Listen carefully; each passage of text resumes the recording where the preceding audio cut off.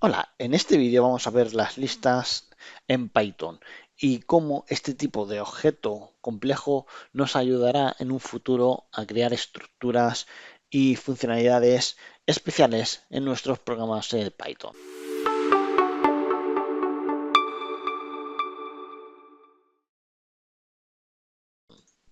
Una lista es una secuencia de elementos de cualquier tipo que maneje Python que se engloban dentro de un único objeto como una variable o una constante. El objeto lista tiene un constructor llamado list que nos servirá para definir instancias de lista y en el interior de la lista podremos poner tantos elementos como queramos ya que no tiene longitud fija.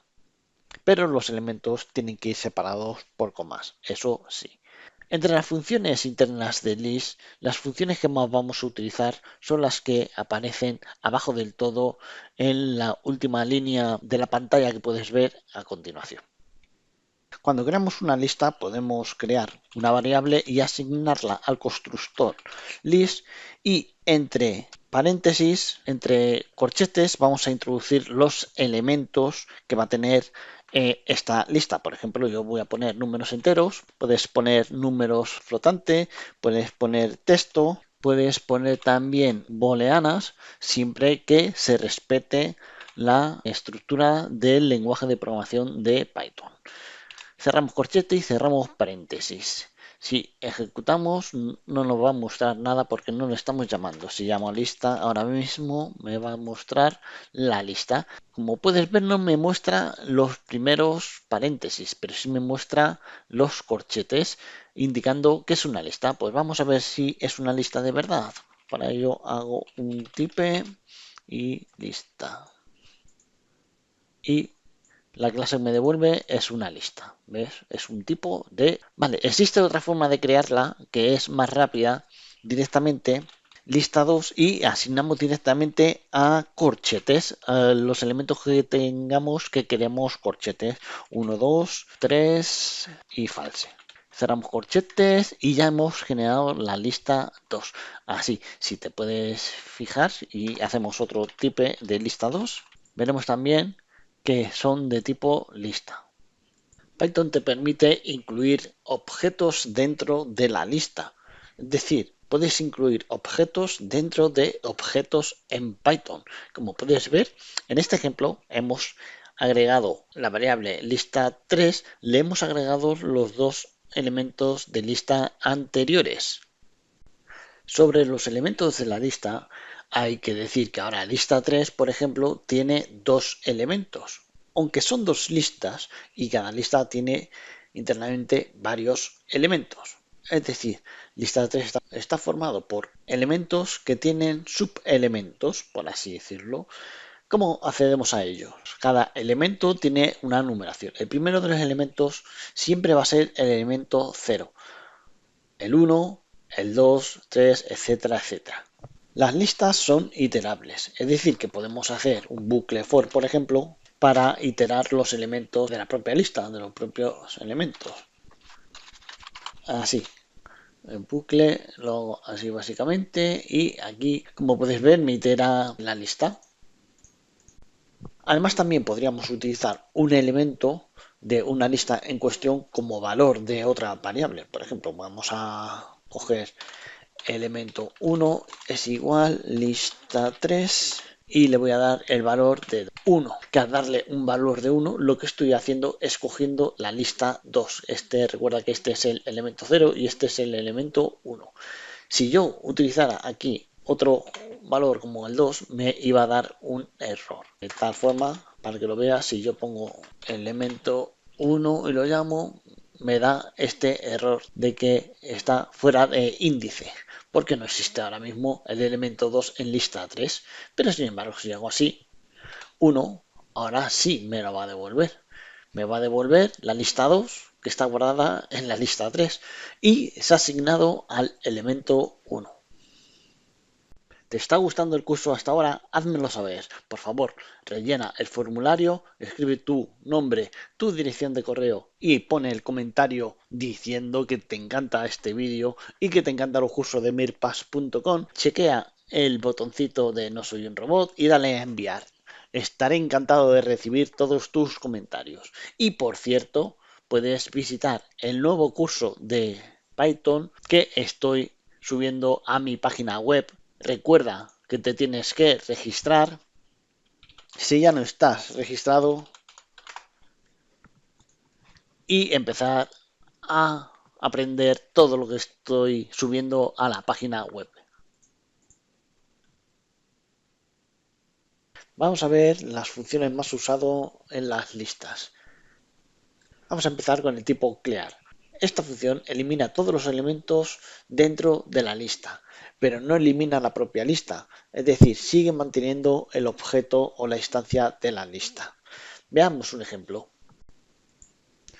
Aquí le hemos dado un valor a elemento 1 que le hemos asignado al primer elemento de la lista 3.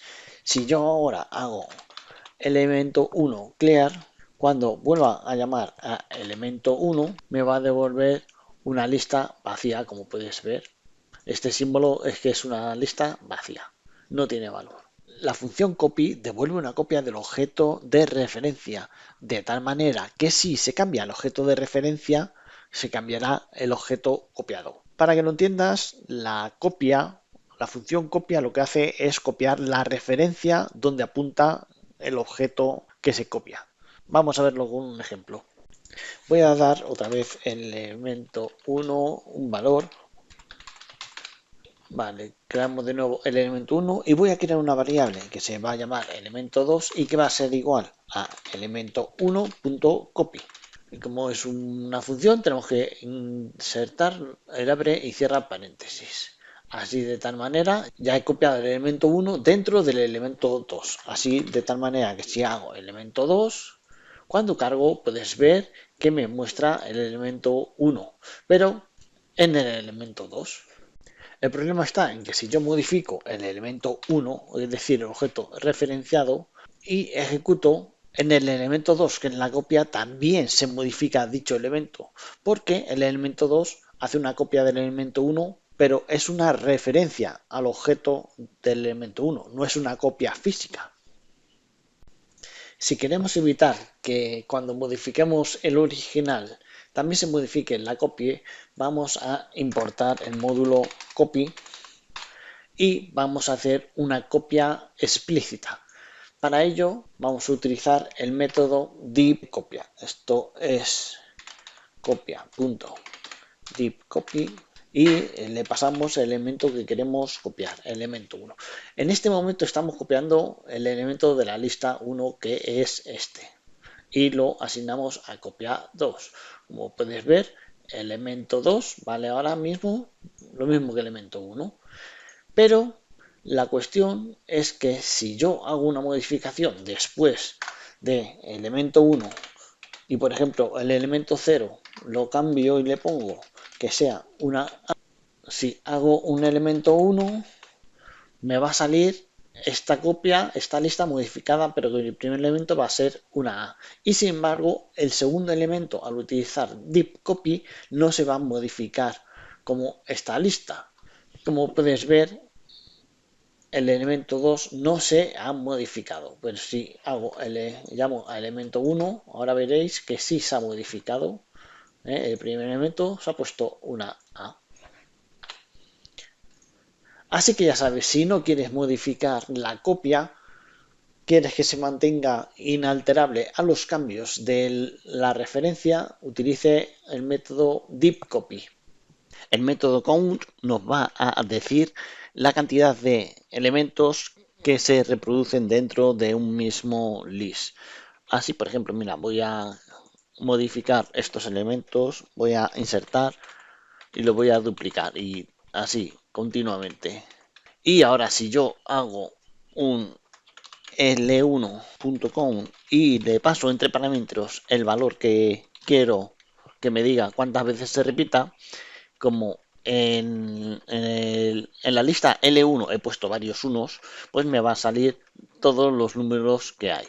Cuando ejecute me dice que hay 4. Comprobamos, este es 1, 2, 3, 4 y 5. Vamos a ver, ¿por qué me sale que hay 4 y no 5? Te muestra 4 porque claramente como hemos modificado antes la lista 1, pues nos muestra los elementos que hay. Podemos ver que hay 1, 2, 3 y 4. Esto se debe a las anteriores modificaciones que hemos hecho en la lista L1. La función extend nos sirve para extender la lista, añadiendo los elementos que queremos pasarle desde un iterable. Y esto, que parece un tanto complicado, no lo es en absoluto, como vas a ver a continuación. Bien, voy a crear una nueva variable que se va a llamar L3 y esto va a tener una lista y dentro de esa lista voy a establecer un rango del 10 al 12, por ejemplo. Esto me va a crear en L3 una lista con un rango de 10 a 12, es decir, el número 10 y 11. Ahora, si yo cojo la lista 1, L1, y le hago un extend y le paso L3, que es la que hemos creado como parámetros, lo que voy a hacer ahora es añadir a L1 ese rango que hemos establecido en la variable L3. Por eso la función extend extiende el valor de una lista iterable. Así llamo a L1 y me muestra el añadido, como hemos dicho, el 10 y el 11. La función index te devuelve la posición del elemento que ocupa dentro de la lista. Y si hay varios elementos con el mismo identificador, te va a devolver el primero de los elementos que encuentre. Si ahora que en la lista L1 tenemos varios números repetidos, como puede ser el 1, vamos a hacer un index y vamos a pasarle el 1. Cuando ejecute L1, y como puedes ver, me devuelve el 5. La función index también admite otro tipo de parámetros. Por ejemplo, yo quiero que me encuentre el número 1, pero no el primero que encuentre, sino a partir de cierta posición. Por ejemplo, si yo quiero que me encuentre el número 1 a partir de la posición 6, como sabemos que el primer 1 está en la posición 5 y en la posición 6 no hay un número, el siguiente a partir de esta posición va a estar en otro número. Si ejecuto, me devuelve el número 11, es decir, que L1 está el siguiente número a partir de la posición 6, que está en la posición 6, estará en la posición 11. 0, 1, 2, 3, 4, 5, 6, 7, 8, 9, 10 y 11. Correctamente, la función index funciona perfectamente también con los parámetros opcionales. El método insert inserta dentro de la lista en cuestión cualquier otro elemento que escojamos o definamos fuera de dicha lista. Y para ello hay que introducir dos parámetros. Primero, la posición que queremos insertar el elemento nuevo y el segundo parámetro es el propio elemento nuevo. Cuando utilizamos la función insert, estamos haciendo que en la posición de la lista en cuestión añadamos otro elemento y no sustituimos el elemento en cuestión. Por ejemplo, vamos a añadir la letra B en la posición 0 de la lista L1. Para ello vamos a L1.insert, elegimos la posición que es la 0 y el texto que va a ser B como segundo parámetro de la función. Así, si llamo a L1, verás que ahora la B aparece en la primera posición de la lista L1, pero no ha reemplazado a la letra A, como puedes pensar que ha pasado. Fíjate que al ejecutarlo estamos insertando en la posición 0 la letra A, pero no sustituimos esta posición. Esto lo haríamos con esta función, bueno, con este método rápido. Ahora, vale, B, ponemos C. Ahora sí, ejecutas con L1, por supuesto, porque esto es Jupyter Notebook, puedes ver que ha sustituido. La función pop elimina y devuelve el elemento indicado por la posición entre paréntesis de la función. Si se omite dicha posición, eliminará siempre el último elemento de la lista. Bien, ahora que tenemos tantos elementos dentro de la lista L1, quiero borrar este elemento. Vamos a ver qué posición es. 0, 1, 2, 3, 4, 5, 6, 7, 8, 9, 10 y 11. El elemento 11 no me gusta. Pues para ello voy a utilizar la función pop y le voy a pasar entre parámetros el 11. Y ahora ya, si llamo a L1 otra vez, me lo ha borrado el elemento 11. Como puedes ver, si no le pasamos parámetros a pop lo que me va a hacer es borrarme el último elemento. En este caso, esta posición, el número 11, la última posición siempre. Si llamo y ejecuto, como puedes ver, ahora me muestra el 12 porque he rehecho lo anterior, pero me ha mostrado el 11, que insertamos gracias con el range. La función remove elimina la primera ocurrencia que se encuentre dentro de la lista cuando la metemos entre parámetros. Y si no encuentra ninguna ocurrencia, nos va a devolver un error. Yo sigo empecinado en que no quiero tener dos 12 en la lista, pues vamos a utilizar el método remove. Para ello hago l1.remove y le paso el elemento en cuestión explícito, no la posición, es decir, 12. La función remove va a eliminar la primera ocurrencia que encuentre, es decir, cuando recorra la lista encuentre el primer 12, que va a ser este, lo va a eliminar. Así que, para que lo veas, vamos a llamar a elemento 1 y verás que ha eliminado el primer elemento encontrado, que es el 12. Si no le pasamos ningún parámetro o no encuentra el valor, por ejemplo, C, me va a devolver una excepción. Es decir, que no encuentra el elemento y por lo tanto no lo puede eliminar. La función reverse lo que va a hacer es invertir el orden de los elementos dentro de la lista, de manera que el último elemento será el primero y viceversa.